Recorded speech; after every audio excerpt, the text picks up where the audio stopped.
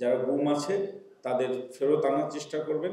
শূন্যতা, দীর্ঘশ্বাস আর অপেক্ষায় প্রিয়জনদের মন। বাবার অপেক্ষায় ছোট্ট এই শিশুসহ গুম হওয়া ব্যক্তিদের স্বজনরা। হাজারো প্রশ্নের জবাবে, আক্ষেপের উত্তাপে এখনও নীরব রাষ্ট্র।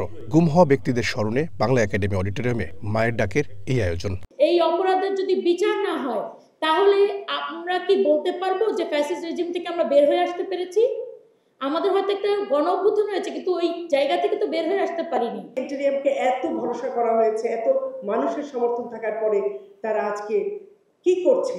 সকলেই মানে তাদের কাজের সন্তুষ্টিতে দূরে থাক, সাধারণ যে কাজগুলো সেটাও তো হচ্ছে না। প্রত্যেকটা জায়গায় যারা যারা এই অপরাধের সাথে জড়িত ছিল, irrespective of their profession, irrespective of their political orientation, তাদেরকে বিচারের আওতায় আনতেই হবে। গুম কমিশনকে বলা হয়েছে যে আপনারা গুমের তদন্ত করেন, গুম কমিশন তদন্ত করছে, কিন্তু তাদের কাউকে গ্রেপ্তার করার অধিকার নেই, কাউকে রিমান্ডে নিয়ে যাওয়ার, যে জিজ্ঞাসাবাদ করার কোনো অধিকার নেই, তাদের সেই অধিকারটা নেই।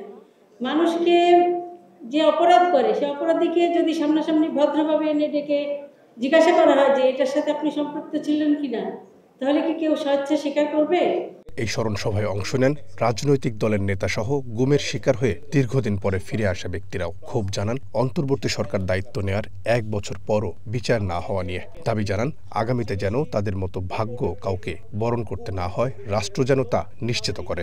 আমাদেরকে বলেছিল যারা যারা গুম হয়েছে তাদেরকে ফিরিয়ে আনবে, যদি ফিরে না আনতে পারে তাদের তথ্য আমাদেরকে দিবে, তথ্যর পরে তারা বিচার প্রক্রিয়া শুরু করবে। এখন পর্যন্ত কিছুই পেলাম না। আগামীতে যে সরকারি আসুক এই গুমের খুনের বিচার করতে হবে, এক পুঙ্খানুপুঙ্খ বিচার, কোনো মাপ বলে কিছু নাই।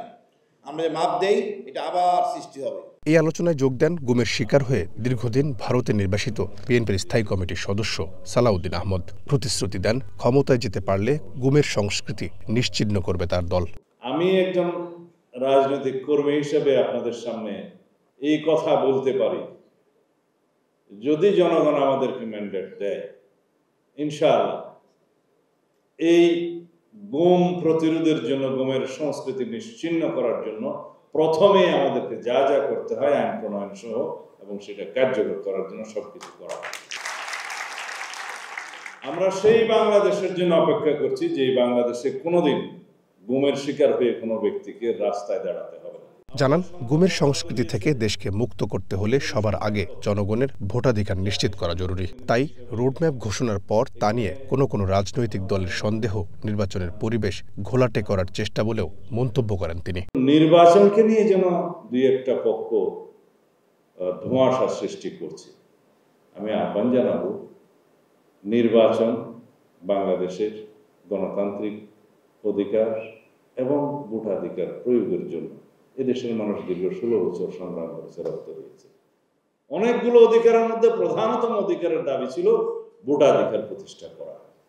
সেই ভোটাধিকার প্রতিষ্ঠার জন্য যখন একটা রাস্তা সুগম হয়েছে, এই রাস্তায় যেন আমরা কোনো কাটা না বিছাই, এই আহ্বান সকল রাজনৈতিক দলের কাছে রাখবো। এ সময় তিনি বলেন, ফ্যাসিবাদ বিরোধী রাজনৈতিক দলগুলোর মধ্যে ফাটল ধরাতে একটি মহল চেষ্টা করছে, তাই এ নিয়ে সকল পক্ষকে সতর্ক থাকারও আহ্বান জানান বিএনপির নেতা। গণতান্ত্রিক রাজনৈতিক দলগুলোর মধ্যে যারা ফ্যাসিবাদ বিরোধী আন্দোলনের ভূমিকা রেখেছেন সবার মধ্যে ঐক্য ফাটলের একটা চেষ্টা কোনো না কোনো পক্ষ নিচ্ছে। রহিম রুমন, ওয়ান নিউজ, ঢাকা।